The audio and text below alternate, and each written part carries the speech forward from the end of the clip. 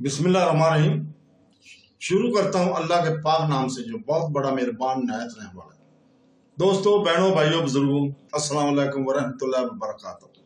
हम आपको मुस्लिम विरसे और इस्लामी स्कॉलर्स पर मबनी वीडियोस की सीरीज में खुशामदीद कहते हैं। और आज की इस किस्त में, इस वीडियो में हम अब्दुर्रहमान बिन फ़िकी महमूद की स्वानियात को बयान कर रहे हैं।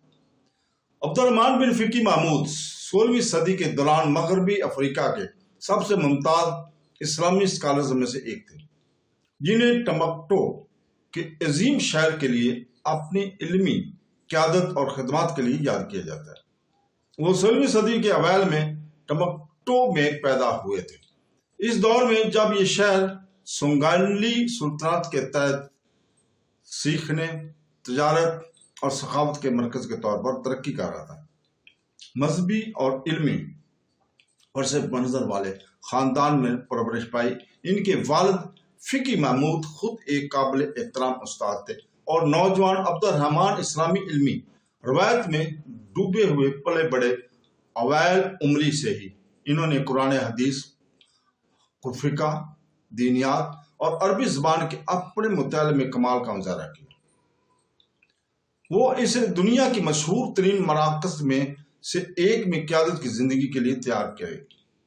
16वीं सदी के वस्त तक अब्दुर्रहमान बिन फ़िकी महमूद टम्बक्टू माली, उस मुल्क का नाम है माली, जिसका ये शहर है टम्बक्टू, ये दारुल है, कि सबसे ज़्यादा मुअज़्ज़ज़ उलमा से एक बन चुके थे। इल्म, इंसाफ और तक़वा के लिए इनकी शोहरत 1553 में टम्बक्टू के काजी या चीफ जज के तौर पर तकरीरी का बायस बने। ये एक बहुत बड़ी जिम्मेदारी का ओहदा था, क्योंकि काजी पर इस्लामी कानून के इत्तलाक़ की निगरानी, तनाज़ात को हल करने और लोगों के लिए इंसाफ की यकीनी बनाने की जिम्मेदारी आयद की गई थी। इनके साथ ही वो मरकजी मस्जिद के इमाम के तौर पर भी काम करते थे, जो रोज़ाना की नमाज और जुमा की खुतबात में कम्युनिटी की रहनुमाई करते थे।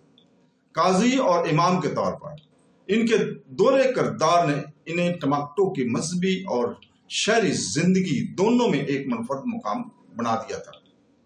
टम्बक्टू के शहर के 3 अजीम मदारस में से एक संगूर यूनिवर्सिटी की 3 के तौर पर शायद इनकी सबसे ज्यादा बाअसर हैसियत थी।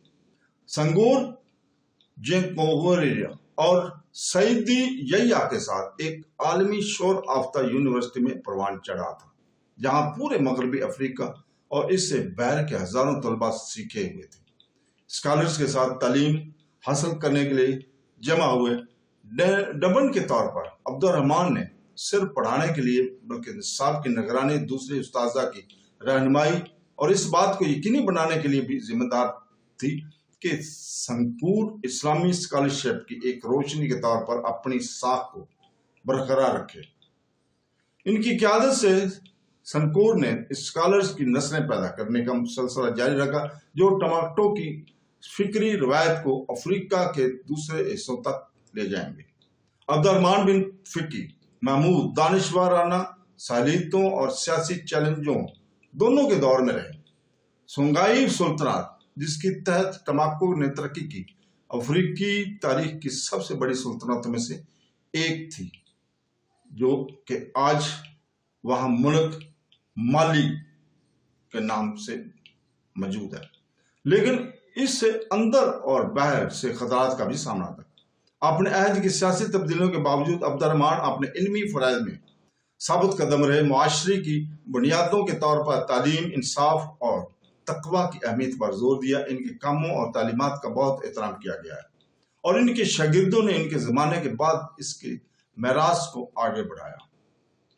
इनका इंतकाल 16वीं सदी के आखिर में टम्बक्टू में ही हुआ। हालांकि इनकी मौत का सही साल दर्ज नहीं है। इनकी तदफीन टम्बक्टू में ही हुई, जहां इन्हें बहुत से औलिया, फ़िक़्ह और उलमा के दरमियान सुपुर्द खाक किया गया, जिन्होंने शहर को मशहूर किया था।